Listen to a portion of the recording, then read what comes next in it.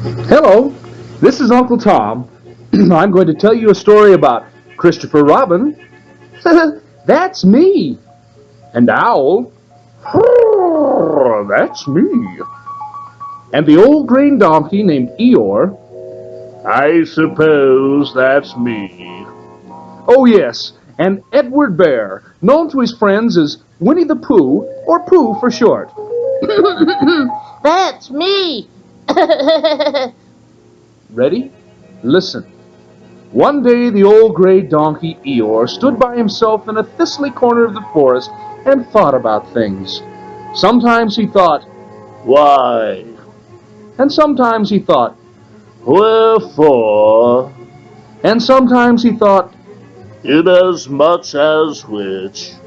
And sometimes he didn't quite know what he was thinking about, so he was very glad to stop thinking when Winnie the Pooh came stumping along. Pooh looked at Eeyore and said, How are you? not very how. I don't seem to have felt at all how in a long time. Dear, dear, I'm sorry about that. Let's have a look at you. Eeyore stood there gazing sadly at the ground, and Winnie the Pooh walked all around him. What's happened to your tail? It isn't there. Are you sure? Well, either a tail is there or it isn't, and yours isn't there. Then what is? Nothing. Let's have a look. Eeyore turned his head around slowly to the place where his tail had been a little while ago. Pooh, I believe you're right. Well, of course I'm right. You must have left it somewhere. Oh, no, no. Somebody must have taken it. How like them. Eeyore, listen to me. I, Winnie the Pooh, will find your tail for you. Thank you, Pooh. You're a real friend, not like some. So Winnie the Pooh went off to find Eeyore's tail. Pooh headed straight for the 100-acre wood, for that is where Owl lived. If anyone knows anything about anything, it's Owl who knows something about something, or my name isn't Winnie the Pooh, which it is, so there you are.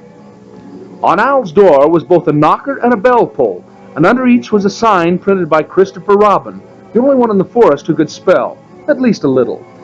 Pooh read the sign under the knocker. Please ring if an answer is required. And then the sign under the bell pull. Please knock if an answer is not required. And then to make sure, Pooh read both signs backwards, too. Required is answer if ring please. Required not is answer and if not please. Then he knocked and pulled the knocker, and he pulled and knocked the bell pull, and called out, Owl, I require an answer. The door opened, and Owl walked out. Oh, hello, Pooh. How's things? Terrible and sad, Owl, because Eeyore has lost his tail. Oh? We must find it for him. Well, the first thing to do is to issue a reward. Oh, just a moment. What do we do? You sneezed just as a... Oh, no. I didn't sneeze. What I said was, first issue a reward. There, you sneezed again. A reward? You see, we give a large something to anybody who finds Eeyore's tail. A lick of honey, perhaps? Owl went on to explain that Christopher Robin would print a sign offering the reward, but Pooh's eyes were shut tight. A mouthful of condensed milk? Oh, dear, Pooh, now wake up. Now come outside and I'll show you the sign Christopher Robin made for me. Outside, Pooh looked at the bell rope and the sign below it. Oh, handsome bell rope, isn't it, Pooh? Reminds me of something. Where did you get it? Found it in the forest, hanging on a bush. First I thought somebody lived there, so I rang it. Oh, nothing happened, and nobody wanted it, so I took it home. Owl, you made a mistake. Somebody did want it. Oh, who? Eeyore, he was fond of it. Fond of it? Attached to it. That is Eeyore's tail. Well, Pooh unhooked the bell pull, formerly Eeyore's tail, and hurried back to Eeyore, and Christopher Robin put it back in the right place again. Pooh, you've done a wise and noble thing.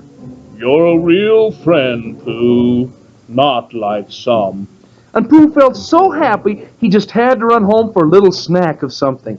Just a little snack of something.